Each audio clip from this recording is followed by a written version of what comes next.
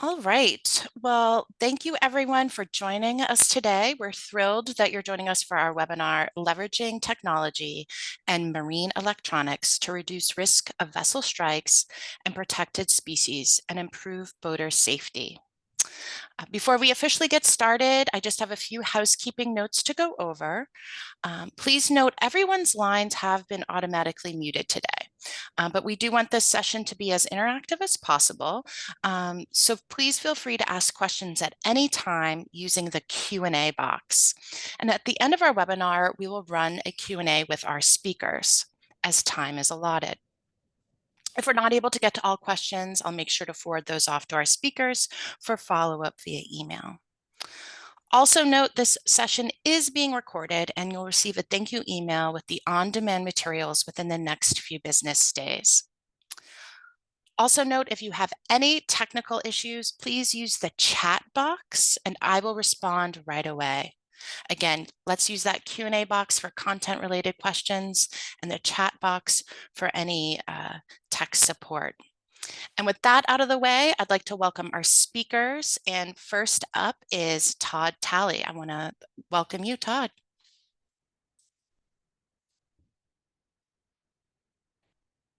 Go ahead and unmute. Thank you, everybody, for being here. Really appreciate IBEX for allowing us the opportunity to share this information. And we'll get into it. And my name is Todd Talley. I am the general manager of Atlantic Marine Electronics. I started in the marine electronics industry over 25 years ago as a field hand and worked my way up through various different positions, in sales, service, and all facets of being in marine electronics. Atlantic Marine Electronics is a wholly owned subsidiary of Viking Yacht Company. So I am familiar on the manufacturing side, working on the production line as well as aftermarket. So with that, I will go into sharing my presentation.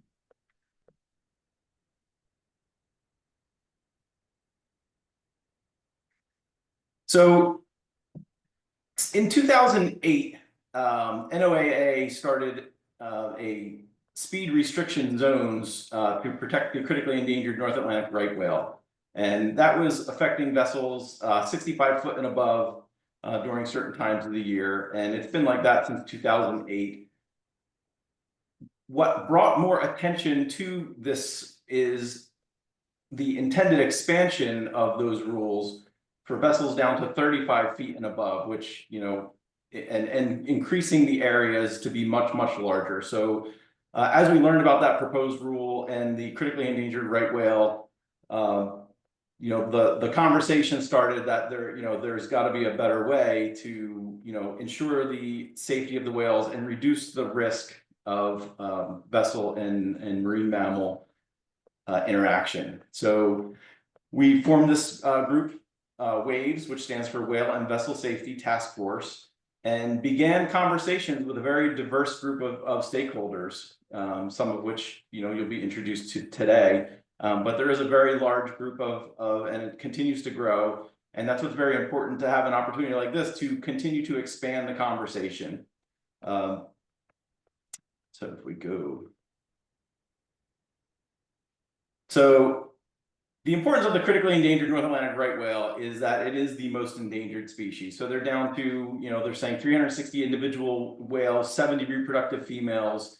So the NOAA, who is tasked with ensuring the longevity of these creatures, they look at the risk is less than 1 per year as a take of the species. So you can imagine that's an incredibly tough position to be in, which is why the only tool that they really had to say makes any difference is vessel speed. So that's why we've been faced, with the expansion of this rule. So we've been instrumental in trying to work within these groups and make the connections to talk about the technologies that currently exist that we believe can be extremely beneficial in approaching this from a way of leveraging the technology to add additional layers of risk reduction. The right whale also becomes a very difficult animal in that it's, It has no dorsal fin, so it has a very low signature at the surface. It spends a great amount of time at the surface. It is not always vocal. There's a tremendous amount of challenges which bring in a breadth of different technologies to be fused together to create a more meaningful tool for risk reduction. And that's what we've been working on as a group. So the reason why we think that the technology holds a significant advantage is, safety and collision avoidance, which, we've been using technology for that in boating for a very long time. We have a significant desire to avoid hitting anything in the water that includes marine mammals. We're not starting from a point of zero. That we have been doing this for decades, is making boaters safer all of the time. The technology constantly improving, and as we see in today's day and age, everybody, the big buzzword of AI, but the fusion of technologies and the ability for things to communicate and have interoperability, we've never seen more advancements than that than where we are now. And I think that's the biggest thing in my 25 years in being around boats, is have seen them go from isolated systems to an interconnected boat. And we see this just as the continued progression of continuing to leverage interconnectivity to increase customers' experience, safety, and of both the assets, the people, and the animals. My next slide. So the Whale Vessel Safety Task Force, as I explained, is a group working to identify and develop and implement these technologies. A very diverse group of people that is a lot of different voices and different perspectives, which has been great, and that continues to grow. And hopefully, today we'll continue to increase the awareness and bring more people to the table to help us work on continuing to develop and implement these changes. We're fostering and accelerating the internet and innovation by, profit members of the marine industry.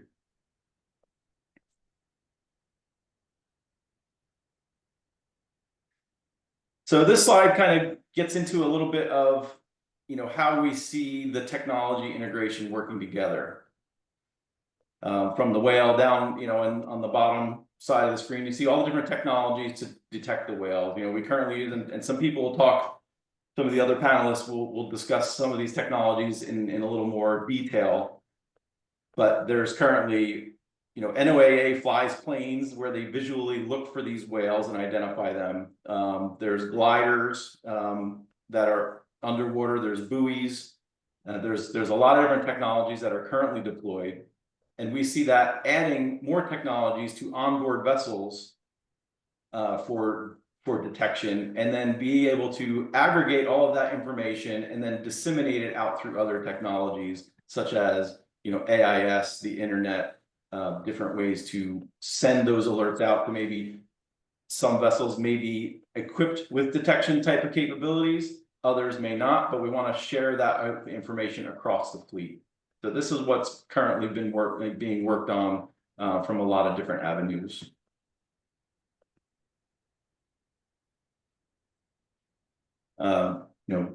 Going into, again, the different areas that we have primary focuses on currently is active acoustic monitoring, the high resolution satellite data that's available, using both visual and thermal cameras, the passive acoustic monitoring using radar. Tagging is something that we do talk about, but it's not recognized as a viable solution currently through the NOAA. So we're continuing to watch that space and work on the biologist side of, is there a practical way that tagging may play a part in the future?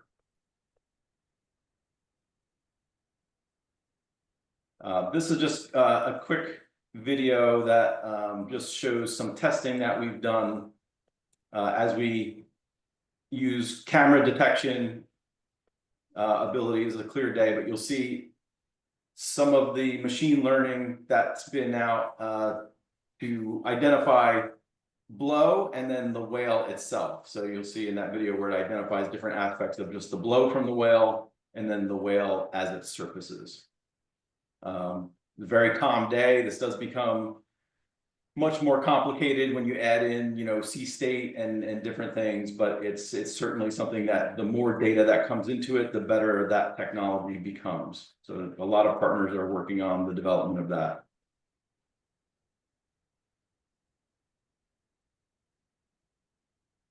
So where we're working now, again, like the pilot projects that we have going on with all these different technologies, the data collection efforts we have, we're putting together a series of how the information is handled, where it's stored, and then, anonymizing that data and how that gets integrated across a fleet. Risk terrain modeling and predictive modeling. We've got some really good people working on that. The data standards, the NMEA is doing a lot of great work to develop some standards that not only will be useful for North Atlantic right whale or whales and animals in general, but as we discuss this, we see a lot of other uses that will be beyond just the specific use case. And we're working with a group called MITRE that is it's been granted some funds from the NOAA on widening the risk reduction quantification profile on how they work with that. Again, trying to bring in more technologies than just speed as the only tool to reduce risk. And the AIS infrastructure expansion, working with some really good people at MIS as we develop a series of a way to communicate objects of interest or where whales have been spotted across to the vessel operators. The business case for this, especially from the side of in boat building, the way when I think about these things is to imagine how in the automotive industry now, where it's not unusual to have 8 cameras in a typical vehicle for situational awareness, and 16 or 20 LiDAR sensors and different things that add technology on board to enhance the experience. And we see this kind of migrating into the world of boats, is integrating sensors that'll be useful for this technology, as well as other things that we see on the horizon. So from that perspective is, the integration of how, multiple cameras can be integrated on board. There's a lot of thought going into that we'll continue to see in the future. And I think that's something that, boat building members of the community, should start, if they're not already working on that. I think it's a good time to really start, considering these for the future. I think this will, right now the proposed rule of the expansion is set aside for now, but we do highly anticipate this conversation to continue forward and come back to us. And we're hoping that being proactive and developing these technologies will help ensure the continued public access for everyone to enjoy boating and do the things that we like to do out there on the water. And it's good to get the recognition of our industry's role in taking the responsibility and having a call to action to produce this risk reduction. So just the takeaway with the key points there, that this technology is available and in use today. It's really just about fusing that technology and expanding the way that we have interoperability and communication across, call it the fleet of vessels, large, small, commercial, recreational. That's the goal. And the vessel and water sector represent a unique opportunity to gather and share this information. And it's been an honor to be involved with this the past 2 years, to watch it grow, to develop these new relationships, and just look at taking what is a very difficult situation and work on a way to help resolve that. So I look forward to continuing to be involved with this, and anybody's feedback. And the Wage Task Force, you can see the the web address at the bottom. Please, feel free to visit that, and there's a contact information there. And thank you all very much for your time, and I look forward to additional dialogue as we move forward. And I'll hand it over to you, Tom. All right. Let me go ahead and share here. You guys see my slides? All right. Let's get started. You need to hit share. Got it. Sorry. I did that in the practice too, didn't I?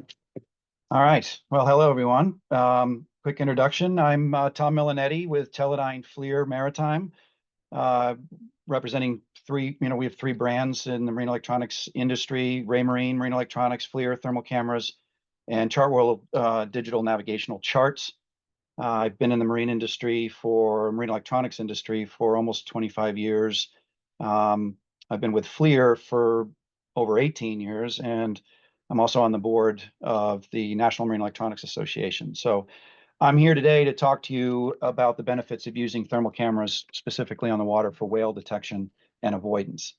So FLIR thermal imaging technology has been around for over 50 years, and during many decades has proven to be an incredible tool for object detection, aid to navigation, and safety on the water. Many recreational boaters think FLIR thermal technology is only intended to help in total darkness at night. And this is definitely a major advantage of using a thermal camera on the water, but thermal imaging also provides a major advantage during the day as well. So I'd like to start with a brief overview of the technology. Knowing a little bit about it can help explain why it's such an effective tool on the water, night or day, particularly for whale detection.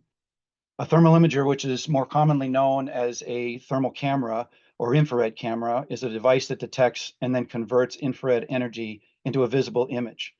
Every object above absolute zero, which is about 450 degrees Fahrenheit below zero, emits infrared radiation, even ice, and it can be detected with a thermal camera. This infrared energy is less energetic than visible light, which is what our eyes can see, but it is also there everywhere, and thermal camera is sensitive only to this area of the electromagnetic spectrum that's beyond our eyesight. In fact, a thermal camera is not affected by visible light at all, which is one of the fundamental reasons why it is so useful for detecting objects and whales during the day or at night. The image that a thermal camera creates, in a sense, is a heat map of the area it is looking at. Each pixel in the image is assigned a color or grayscale range of shade between black and white, representing a temperature in that scene. The result is an image that can be seen visibly, and one that shows good contrast between objects in the scene. Consider the images on this slide. The bottom left is a typical example of what a thermal camera can produce in a very dark environment. In this example, the color palette of the image is referred to as white hot, where warmer objects in the scene are depicted as lighter in color, and cooler objects are depicted as darker in color. White hot is typically the default color palette for maritime thermal cameras, but it can be a variety of colors, and I'll get to that in a bit. Back to the image on the left. Notice the contrast in the image. Sea lions on the fuel dock are very light in color and easy to see against the darker color of the fuel dock and the surrounding water. Also notice the man-made lights in the distance in the visible image. In the thermal image, you do not see those lights because the thermal camera is not affected by visible light. This is an important point when it comes to whale detection during the day, particularly when the sun is low and there may be glint and glare on the water that's impeding the operator's ability to see what is in the water ahead of them. A thermal imager won't see that glint and glare. The next image, second from the left, compares a visible image, what our eyes see, during the day, and a thermal image of an oil spill. I chose this image to make the point about contrast. The oil on the surface is difficult to see with the naked eye, even during the day, but much more easily seen with a thermal camera. We can assume that the oil in the scene is very close in temperature to the water, but just a fraction of a degree difference in temperature and the thermal characteristics between oil and water results in a very useful thermal image with good contrast. You can clearly see the oil thermally. This is true with detecting whales during the day as well with a thermal camera. Notice over to the right, the slide, the white hot image of the whale and its spout. As you can see, there is good contrast, and the dark color of the whale's back is not visibly camouflaged in the water as it would often be seen with the naked eye. Lastly, when it comes to color in a thermal image, as I mentioned earlier, white hot is the most common default color palette, but thermal image can be depicted with any color because the camera is just assigning each pixel a particular color that represents a temperature. So over to the right, you see some examples of thermal images of whales. Black hot is just the polar opposite of white hot. Red hot is just assigning red pixels for the hottest objects in the scene, making the object more visibly apparent in the image. Some of our thermal cameras have an ice alert feature, which assigns blue to the coolest object in the scene, showing in the horizon. It's a feature that's used, for example, by commercial vessels operating in northern latitudes. Similar to other maritime sensor technologies like radar and echo sounders, the performance of a thermal camera varies depending on the model, and it's important to understand these differences when considering which model of a thermal camera is right for the intended purpose. When considering a maritime thermal camera, a boat owner and boat builders will often say to me, I don't need a big or expensive thermal camera. I just need your basic entry-level small camera. That may be true, but without knowing the performance capabilities of the camera, the basic entry-level option may not meet their expectations on the water. For instance, an offshore fisherman with a 40-foot high-performance center console boat who needs a radar to detect birds is probably not going to choose the smallest, least expensive dome radar. Similarly, he's probably not going to go out to a big box store and buy the least expensive fish finder and transducer when he expects to hold the bottom in 600 feet of water while heading offshore. The good news is boaters also don't have to go with the biggest and most expensive option for thermal cameras either, but understanding the differences in each model and aligning their abilities with the intended use and expectations is important for any sensor technology, including thermal cameras. To better understand the options pertaining to detection performance of thermal cameras, I'm going to quickly go back to the electromagnetic spectrum. The infrared spectrum is the band of electromagnetic energy between visible energy and microwave energy. This band of frequencies is divided into 4 categories. Near infrared, commonly known as near IR, which is just outside of the visible spectrum. Shortwave infrared, wavelengths between 1 and 2.5 microns, and midwave infrared, wavelengths between 3 and 5 microns, and then long wave infrared, the band of infrared wavelengths between 8 and 14 microns, which is the furthest infrared bandwidth from the visible spectrum. For a variety of mostly scientific reasons, there is no thermal imaging sensor commercially available that can detect the entire spectrum of infrared. Other camera technologies like conventional charge coupled devices, commonly known as CCD cameras, and complementary metal oxide semiconductor, commonly known as CMOS sensors, they're often considered near infrared cameras and are very common today. Even though they're often referred as near infrared, they are not thermal cameras. Home security cameras, iPhone cameras, camcorders, and low-light maritime cameras like FLIR's M300C are near IR cameras. They're cost-effective and very useful on the water in low lighting conditions because they see in lighting conditions that our eyes cannot see. But these cameras still require some level of visible light to be effective, and they do not provide the contrast level that a thermal camera does. So for whale detection, they are not nearly as effective as a thermal camera.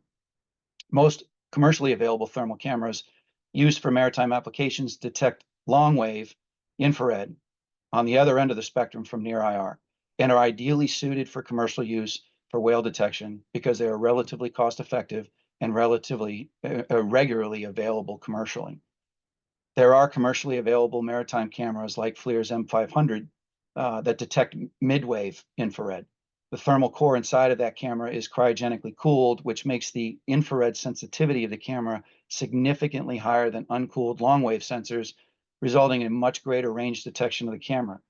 Most commercially available long-wave infrared cameras like FLIR's MD series or M200 series, M300 series, M400 series are uncooled cameras, meaning there is no active cooling mechanism for the core. Although they do not have the thermal sensitivity of a cooled mid-wave thermal camera like the M500, most models are still very effective for detecting whales or other objects far enough out to avoid a collision. Uncooled long-wave infrared cameras are by far the most popular for commercial and recreational mariners. So How far can a thermal imager detect a whale? It depends on many factors. First and foremost, size of the object you're looking at matters. Just like our eyes, the ability to see an object has a lot to do with how big it is. You will detect a cruise ship much further out than a kayaker. You'll detect a blue whale much further out than a pilot whale. It is important to note that a thermal camera will not detect anything underwater, not even a half an inch underwater. So it really comes down to the surface area of the whale above the water. Camera attributes are also a key factor in detection performance. Most commercially available maritime thermal cameras today have either mid-format thermal detectors, meaning they have a thermal resolution of 320 by 240, or large format detectors, which is 640 by 512 pixel resolution. Just like our televisions at home, higher resolution provides a clearer image. But most importantly, when used on the water, a large format detector on a thermal camera provides a better range performance. A 640 by 512 thermal camera has 4 times the pixels compared to a 320 by 240 camera, which typically results in about 30% improvement in range detection performance. So higher resolution is better, particularly for whale detection, where the portion of the whale above the waterline is normally relatively small. The field of view of the camera is also an important factor in range performance. Just like with any optic, the narrower the field of view, the further out you can see with that optic. The challenge with maritime optics, of course, including thermal cameras, is the dynamic environment in which it is being used. Thermal cameras with very narrow fields of view are great for detecting things way out, but can quickly become useless on a rocking vessel because it's like looking through a straw while you're jumping up and down. In my opinion, thermal cameras with a horizontal field of view between 18 degrees and 24 degrees are optimal for whale detection in most sea states. Active mechanical stabilization inside the camera can also help significantly improve detection performance for the operator because it helps mitigate effects of vessel movement. FLIR's M300, M400, M500 series have active gyro stabilizations for this purpose. The use of artificial intelligence and video analytics to detect, identify, and alarm when an object is in the scene has become increasingly popular for maritime camera technologies, including thermal cameras, and can significantly improve the operator's awareness of whale detection and reduce vessel strikes. Many thermal cameras, including FLIR's pan and tilt models like the M300, 400, and 500 series, integrate with other onboard. They easily integrate with other onboard sensors and technologies like radar for radar slew-to-queue, where the camera communicates with the onboard radar, and when an object, a whale, is detected on radar, the camera can automatically slew to track the object thermally. Environmental conditions can affect the detection performance of a thermal camera as well, particularly dense fog. For the same reason you cannot see into the water with a thermal camera, fog, which is just suspended water droplets in the air, creates a barrier for the infrared radiation getting back to the camera from the source, or whale for today's discussion, and this results in diminished range performance of the camera. And lastly, the angle of incidence is an important factor in detection performance. Mounting a thermal camera as high as reasonably possible on a boat will provide the best range performance for the camera. Final thoughts. Thermal cameras are a very powerful tool for whale detection, day or night, and have been used by the scientific community, commercial and recreational vessels for many years. It is a technology that helps reduce the risk of vessel strikes with protected species and improve boater safety overall. As discussed earlier in this presentation, thermal cameras are not a one-size-fits-all, and careful consideration of camera specifications will help align the best thermal camera with the boater's expectations and intended use. For example, a boater who expects to use a thermal camera for whale detection while cruising offshore, while he's up on plane, would find a gyro-stabilized higher resolution camera a better solution compared to a non-stabilized lower resolution camera. FLIR cameras easily integrate with most multi-purpose displays available in the market today and can be a force multiplier in vessel strike reduction, particularly when combined with other complementary technologies such as radar, video analytics, chart plotting, forward-looking sonar, and artificial intelligence. Lastly, Teledyne FLIR with all of our brands, including FLIR, Raymarine, and Chartworld, are proud to be a part of the Whale and Vessel Strike Taskforce and to be working closely with other marine and maritime technology manufacturers to provide solutions to reduce the risk of vessel strikes with protected species. Thank you to IBEX for giving me the opportunity to speak today. And with that, I think it goes over to Steve. Yep. Thank you, Tom. I'm going to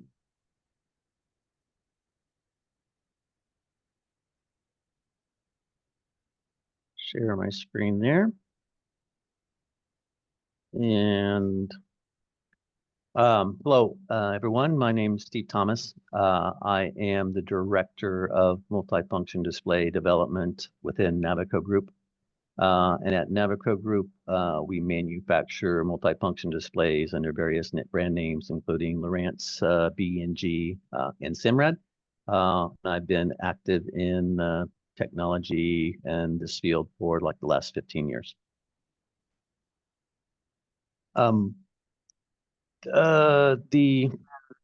Excuse me. So one of the first tasks when I first joined Waves was one of the first things that we did was we started talking about the framework, about how all the different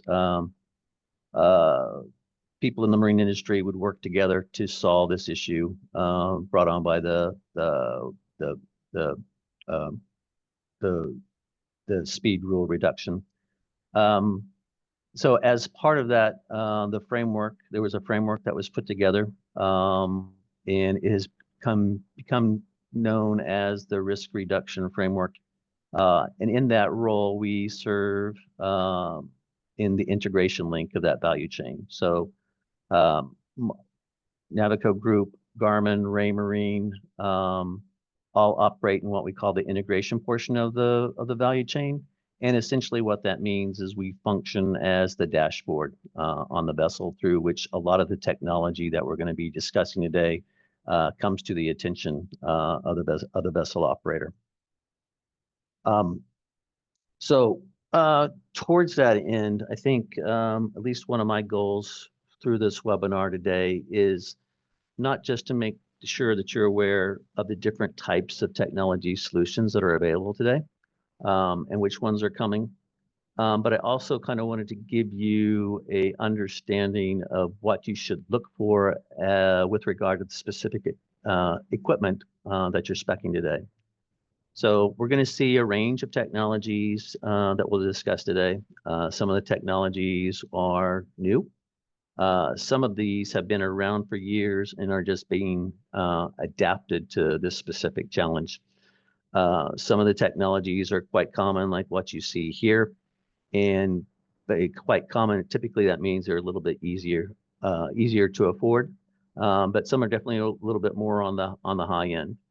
All of the technology solutions that we'll discuss today obviously provide a little bit more opportunities to reduce the risk of vessel strike, either through awareness and just bringing attention to the issue, or provide active opportunities to provide opportunities to avoid striking the whales. So this is my checklist as you go through and inspecting equipment for requirements, both for today and future applications, what you should be looking for when trying to take this into consideration. Obviously, we want to talk a little bit about the multifunction displays, and my guidance here would be to look for larger displays, and typically the larger the better. And the reason for that is typically with the larger displays, the more interface capabilities that you have. If you are installing smaller displays, I would encourage you to look at this checklist here to see which of the interfaces are available on those smaller displays.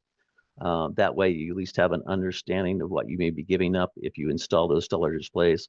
Or it may encourage you to upgrade to a larger display in order to get some of these interfaces. Primarily, we'll start with Ethernet ports or network ports. Again, the more Ethernet ports or network ports available on the unit, the better. You can also mitigate this by installing a network hub to bring in more Ethernet ports. So Ethernet ports are important. for a number of reasons. For this particular applications for today, they are used for bringing in a lot of the different sensor data, specifically like the FLIR camera that Tom just showed, as well as bringing in other types of sensor applications. We'll see one called CAI a little bit later that uses a protocol called HTML5, which is becoming a protocol used by various manufacturers to interface more and more with MFDs. So it's important that you have multiple Ethernet ports or network ports available as you're looking at expansion, both for today's capabilities as well as in the future. Another important interface to be aware of is the HDMI video input interface. This one's extremely important as well. There's other sensor manufacturers out there. It's a company called FLIR Sounder that makes a forward-looking sonar. And the way that this information makes its way onto the display of the MFD is via this HDMI input. And again, other display manufacturers or other sensor manufacturers will also be using these technologies moving forward. So it's important to look for the video input capabilities to support this. Typically used right alongside HDMI, you will see USB ports. These can be of the USB A or C variety. They are used a lot of times in conjunction with HDMI to provide touch events back to the sensor, so you get more of an interactive experience. NMEA 2000, that kind of goes without saying, and it's very common on most of the equipment and MFDs that are in the marine electronics space. It's especially important to highlight it here because of the role it plays in bringing AIS information onto the network. And as you see, AIS is going to continue to have an expanding role, specifically in addressing this particular problem. And so it's important to have a NMEA 2000 network to bring that across to the MFD. Another functionality that I would encourage you guys to look at and make sure that you have the capability of is make sure the MFD is Wi-Fi capable. Again, this is standard on most of the higher end MFDs, but please make sure that it's there. For some of the applications, it's also possible and necessary to add a wireless internet hub or Ethernet hub to bring some of the capabilities to get some of the equipment to work together and work together properly. So Wi-Fi capability, either native to the units or bringing it in externally is important for some of these applications. I would also encourage, if you can afford it, looking at some of the offshore internet solutions, such as have been popularized by Starlink. These are becoming more and more common and more affordable, and it provides a great opportunity to make some of this technology that we're talking about today work even better.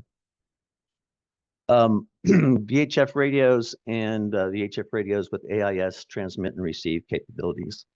So for economic purposes, you're starting to see a lot of manufacturers incorporate the AIS transmit and receive directly into the VHF radios. As you'll see, and Shaun will talk about this in great detail, the role of AIS is expanding in this future direction. So today, AIS messages can be sent directly to vessels that are in the danger zones today to warn them of specific dangers. This is done primarily by a couple of different companies today, Maritime Information Systems on the East Coast, as well as Marine Exchange of Alaska on the West Coast.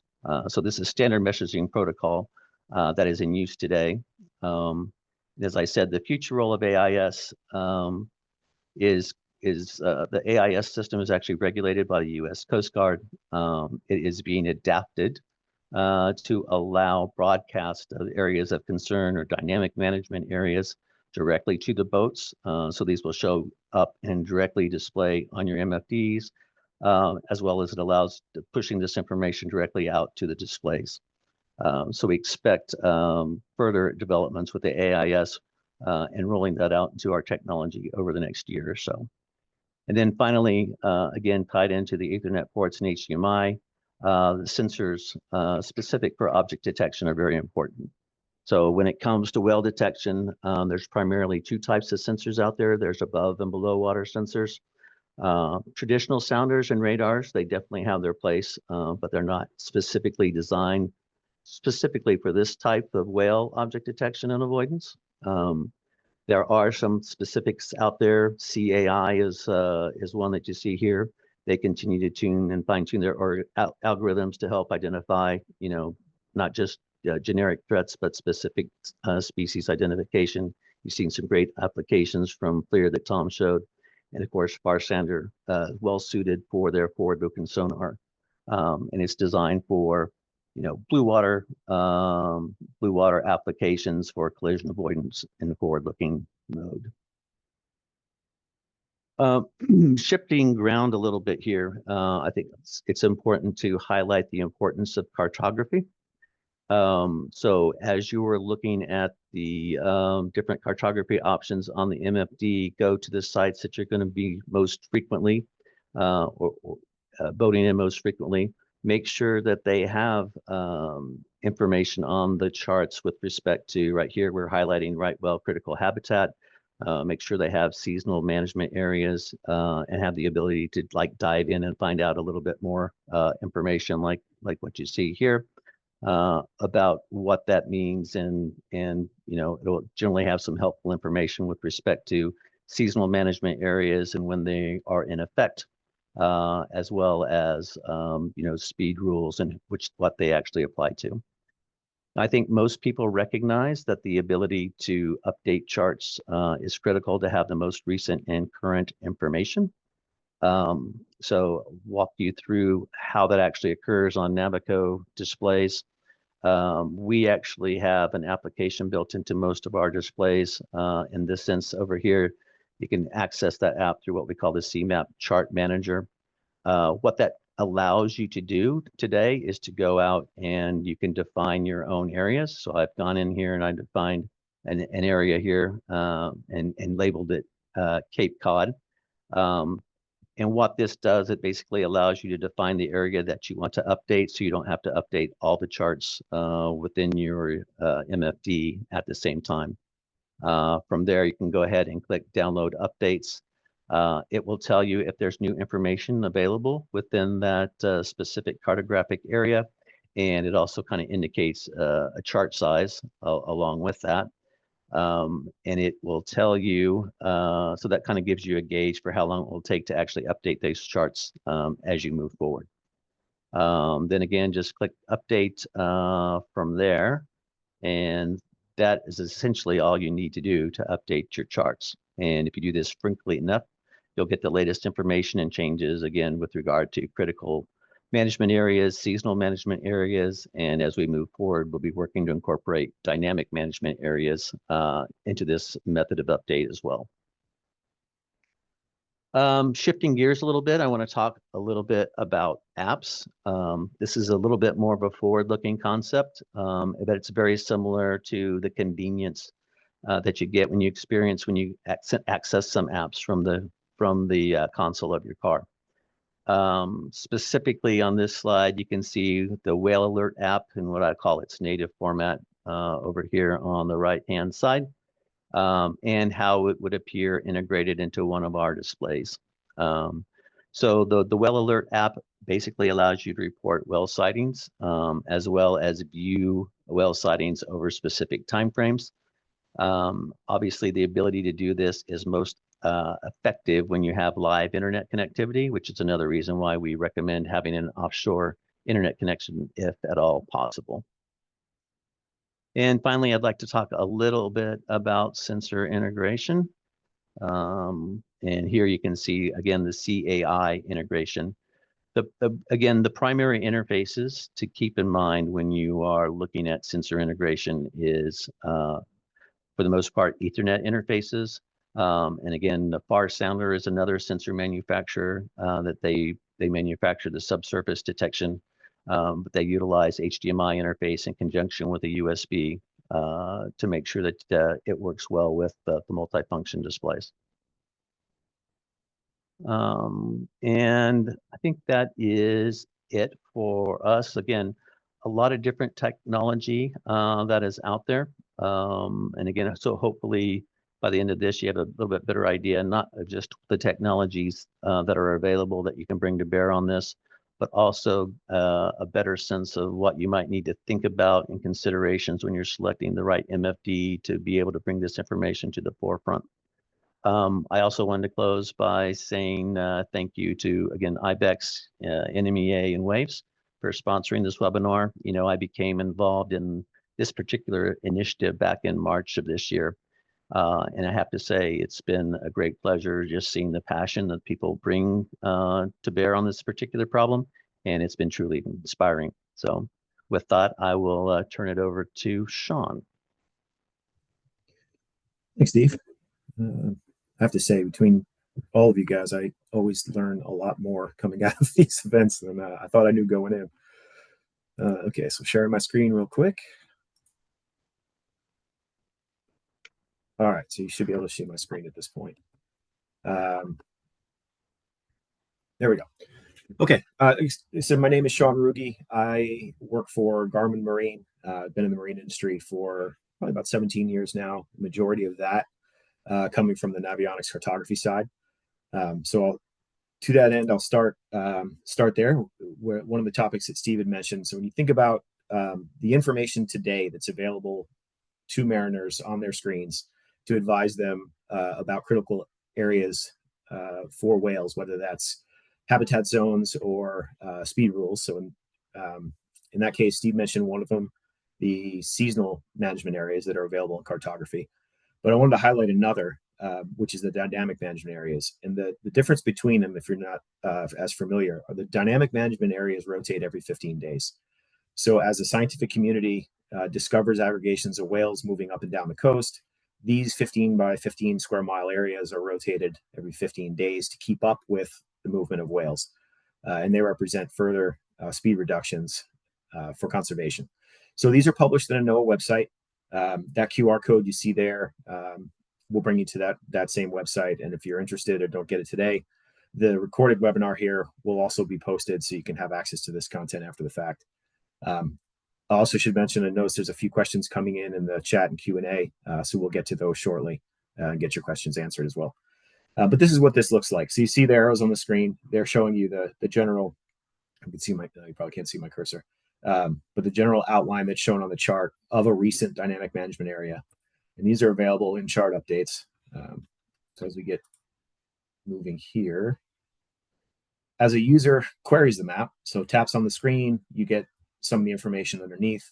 And similar to what Steve showed, if you access that information, in this case, the speed limit, it'll give you more relevant data. So the dates, the times, the range, any relevant rules, things to that effect. And that's supported within all Navionics and Garmin branded cartography, which means not only does it work on Garmin devices, but it'll work on some Navico devices, Ray Marine, some Furuno devices, and Humminbird as well.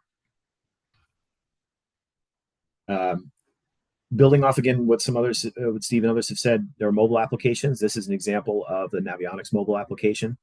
And in this case, the app takes it a step further in that when you're inside one of these speed zone areas, the speed that's shown on the screen will change color to alert you that you are in an area that additional caution should be exercised. And like a chart plotter, if you query that map by tapping on it, you again get information related to that specific caution area. And again, all this is updated through regular update process as these things are created or expired, keeping up with updates to your cartography, whether it's through your mobile application or through something like Garmin Express or the Navionics chart installer. Very similar to what Steve showed about doing it to the chart plotter direct with Navico devices will help keep that information up to date so that each time you go out, you're aware of these rules. So to take these a step further, think about what I first said about the dynamic management area, the big square on the screen. That's great if you're zoomed out, but the feedback I hear often is, well, those things are not easily found on a chart, or when I'm zoomed in and maybe I'm trolling or I'm going from point A to point B on offshore, I don't always know if I'm within or near one of those speed limit areas. So there are functions on several modern chart plotters. This is an example from Garmin to allow you to set a boundary around those objects. So this is user defined, meaning you go into the menu system and you tap the four corners of that square, and that puts a user generated boundary. Now I'm going to move through these slides relatively quickly. This QR code will bring you to a support article that tells you exactly how to do this. But again, the materials will be available after the fact. What's more interesting about this is once you've created that boundary, alarms will fire. And you can decide whether you want it to tell you whether you're inside the boundary, outside the boundary, whether you're getting close to the boundary. So you have a much better idea, much better situational awareness as regards to your speed and the relationship to these boundaries. And once that's set up, this is what it looks like.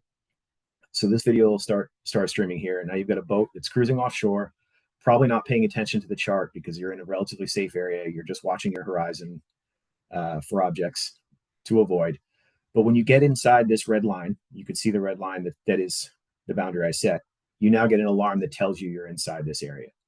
So and at this point, the chart plotter is beeping at you and it's asking you to clear that alarm before you can take any other action. So it's a way that you can ensure that when you're in an area that has these dynamic areas, your chart plotter can tell you that you need to pay a specific attention or take some action. Okay, so changing topics a little bit, Steve introduced the idea of AIS dissemination, so the automatic identification system. And a lot of, for the past, at least 10 years, I would say most of the major manufacturers have been speccing, or one of the more common implementations or installations of these devices is carrying AIS. So vessels on down of all sizes recognize the safety benefits of carrying AIS, or at least receiving that information. So this is relatively common technology across a variety of vessel sizes. Maritime Information Systems and the Marine Exchange of Alaska, both of whom have participated in the WAVES group, are working to set up broadcast messaging that would alert vessels when they are near or inside a dynamics or any whale protection speed zone area. And this is what that message might look like. So right now, there are AIS receivers that will show this on the radio itself. Maybe you have a handset with a screen. Sometimes that will show on the handset. But shortly, those types of messages will then be decoded and shown on a chart plotter as well. So you'll get these alerts alongside your typical AIS messages, collision messaging with other vessels surrounding you, maybe virtual aids to navigation. You'll also get messages related to speed zone and vessel protection. So along the same lines, kind of reinforcing some of the areas that Garmin has integration capabilities.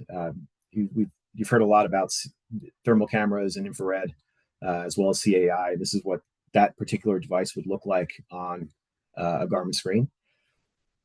So these types of integrations come through a variety of methods, and Steve did a great job of highlighting the fact that you want to look for multifunction displays that have the capability to use Ethernet connections to bring in HTML5 graphics, so that as these detection devices continue to develop their technology, all of that will be available on the Garmin screen. So if you're making recommendations to your customers as to what devices do a good job of highlighting hazards and getting that information on a multifunction display, these are some examples that will do that. One interesting thing about CAI is that, yes, they do have their own camera systems, but they also make a black box. So if you have boats that are outfitting with FLIR cameras, which is a very common installation, that box, it can be an add-on to add artificial intelligence and object classification technology on top of the FLIR camera you may already have. So just something to consider, and that's relatively new from CAI. So some of the ways this works. Again, you have camera sensors that are blended with machine learning, artificial intelligence, and that leads to complete object detection. And where some of this type of technology is headed, both in conservation community research and some of the commercial projects like this, is that they're pushing towards not only mammal classification, but on down to species level classification. So I think you'll see in the next couple of years a lot of advancement in this space. Again, as what's required to make this technology better, and I don't mean just CAI, but any detection type of technology using sensors and machine learning, is data. So the more boats that are carrying this equipment, the better the models get, the better job these types of devices can do with detecting whales and other hazards, and the more information we can put on a screen to better alert mariners of their surroundings and things that cannot be seen by the naked eye. So another example of that is a company called Farsounder. Their specialty is subsurface detection. Of course, cameras are good at detecting what you can see above the surface, but once it's below the surface, active acoustics are really what's needed to be able to see objects in the water column ahead of the vessel. So this is one example. Again, this is a type of device that would come into a Navico or a Garmin or a Raymarine chart plotter through an Ethernet port or HDMI or some other means of input. This is just like your standard fish finder, just much more sophisticated in technology and a little bit more powerful, but can see whales in the water column. One other thing to note about active acoustics like Farsounder is that they are developing at frequencies that are not harmful to great whales. There's a lot of attention paid by these companies to be sure that they are not putting more sound in the water, not increasing harassment of marine mammals, and are really helping to avoid whales rather than causing another problem by detecting whales in the water column. So I would encourage you to reach out to Farsounder and others to get more information about that. But it is interesting technology and does do a great job of detecting whales. Except this example is of a humpback within, I think it was initially detected around 500 meters from that vessel. So I know we're getting short on time. Just want to leave you with a few final thoughts here. And I think this you can relate to your customers as well. Keep cartography up to date. It's going to continue to have more and more information about whales. It is kept up to date across all manufacturers with seasonal and in some cases dynamic speed zones. It's good information to have, and as these zones move up and down the coast, you can stay aware and stay compliant with speed regulations. You've heard it from several of the panelists here, but there's no silver bullet when it comes to avoiding vessel strike. The more tools you can put in place on a vessel and the more that can work in concert with each other, detecting above the surface, below the surface, with cameras, with some type of machine learned or artificial intelligence detection, the better your chances are of reducing vessel strike risk. I think the best thing you can do or encourage your customers to do is just get educated, engage in the topic, try to seek information about the types of detection systems that are available and how they integrate with chart plotters and other screens. It doesn't matter what size of vessel. This is not a large shipping issue. This is not a small inshore issue. This is not boats of 30 foot. All vessels potentially interact with whales, especially if you live in areas where they come very close to the coast. So I guess on behalf of Garmin and on behalf of the Waves Group, we appreciate your time. Again, these two links are also the same two that were earlier in the presentation in case you missed them before. I think that about wraps it up. So I guess with that, I'll turn it back over to Todd. I know we want to get to a couple of questions before our time runs out. Thank you, Shaun, and everybody for presenting here. So some questions that have come in. One of the first ones is, can new companies join the Wave Taskforce? And that's absolutely, if there's any interest there, again, wavestaskforce.com, that's WAVS taskforce.com. And there is a contact dialog box there that just, that's the best way to kind of get engaged is to go to that. That was one of the questions in the chat. The next one here that I see is marine infrared cameras seem to share several concepts with cameras designed for astronomy, such as cooling, consumer astronomy, photos of nebula planets, etc. Amazing due to stacking, placing several images on top of one another. Is that being done with marine infrared cameras for spotting whales? That's an interesting point that I have not heard of being used in this space. Tom, I don't know if you may have a comment as to that. Is stacking being used? I don't know that it's being used for maritime. I don't know of any maritime thermal cameras that are using stacking. That basically stacking is just doing multiple exposures and then kind of post process or post image processing to reduce noise and improve, you know, the image quality. With us, I don't believe we're doing it because for a couple of reasons. One, the resolution is still technically relatively low. Commercially available thermal cameras are, we make cameras that are high resolution, but you start getting into regulated, you know, more government regulated kind of technologies that we can't sell commercially. And it also with any kind of post video processing, the issue with us, right, is we're the camera on a boat is used as much for navigational, you know, collision avoidance, so that while the vessel's moving. So any latency that's brought into the image with any kind of post video processing is something that we're always concerned about, you know, injecting latency. We want people to be able to see something ahead of their vessel in real time and not necessarily going through a whole process where there's any kind of latency. Now, with that said, we do have some technology, like FLIR has forever used or not forever, but for a long time used an algorithm that we call digital detail enhancement, where we're doing similar kinds of it's doing this. The result is the same. It's to take a thermal image in a high contrast, a high dynamic range where there's really warm thermal stuff in the scene and there's cooler stuff. And if you think about fraction of a degree in temperature difference between, say, you're out in the day and there's the sunlight, you know, you're going into the sun, that's a huge, massive, you know, infrared source, and then cooler water and whales, even stuff in the water, it's a big difference. So it's something that I'm not aware of, going back to the specific question about stacking, but we do things like we have an MSX, a multispectral dynamic imaging feature that we do with our maritime cameras that have dual payloads, that have both a near IR visible camera and a thermal camera, like our M364C, which is arguably our most popular product in the recreational space. And one of its great the technologies is that, or the cool things about it, is you can actually combine the two sensor video feeds and provide a much, you know, where you have some of the benefit of a visible spectrum as well as the thermal spectrum. So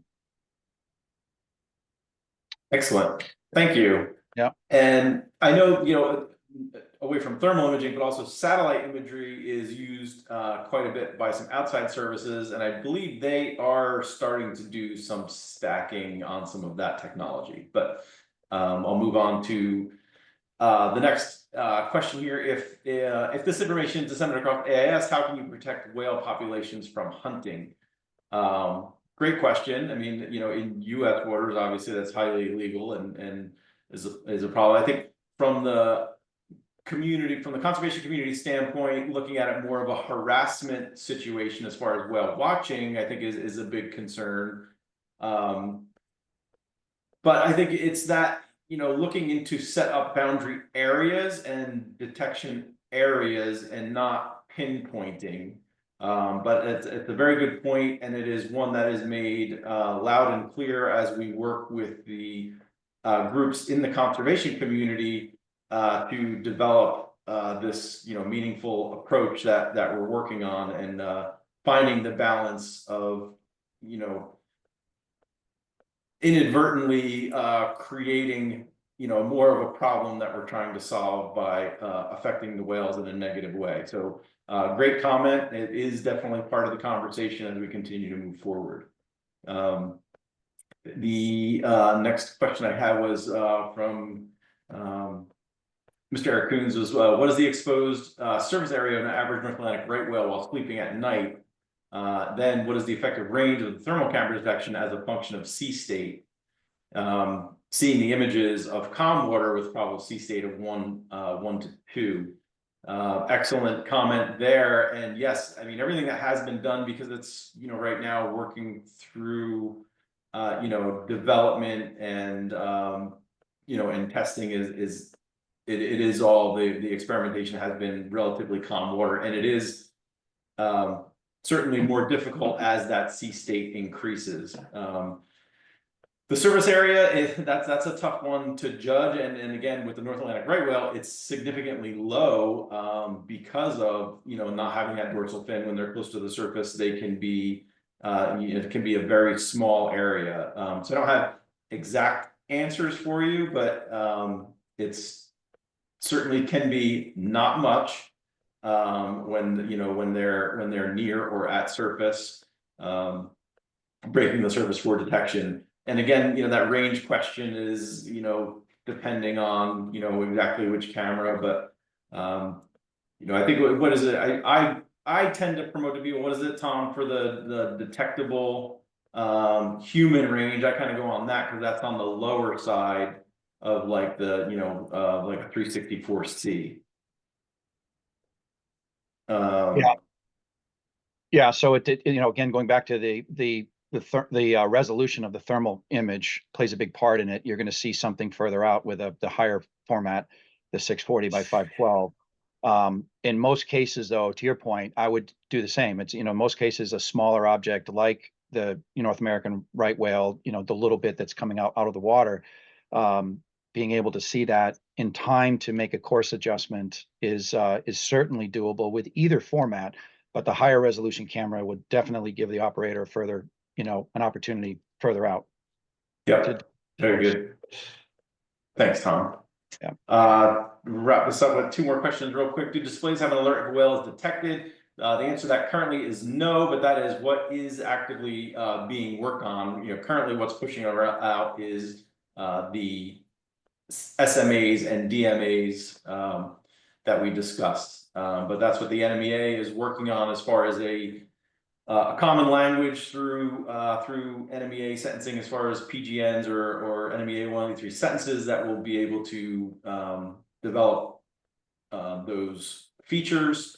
And then the last one we have here is that the hope of the developers of far sounders that eventually the technology would have the ability to locate a whale and direction the whale is traveling underwater and automatically change the direction of ship to avoid collision. I don't speak for far sounder, but I know the active tracking and which way they're traveling. That is something that they definitely would be working on. I doubt they have any intention to take over any control of a vessel. I think they would leave that up to the vessel captain. So that's all the questions that came in, and that's all. We're out of time. So thank you again to everybody. Thank you so much to everyone. IBEX would like to thank our panelists, Todd, Tom, Stephen, and Shaun, for a great discussion today. And I want to thank all of our attendees for taking your busy time out of your busy day to join us. A quick reminder that the on-demand link for this webinar will be emailed to everyone in the next few days. This webinar was brought to you by IBEX, and we look forward to seeing you in October. Thank you all and have a wonderful rest of your day. Thank you.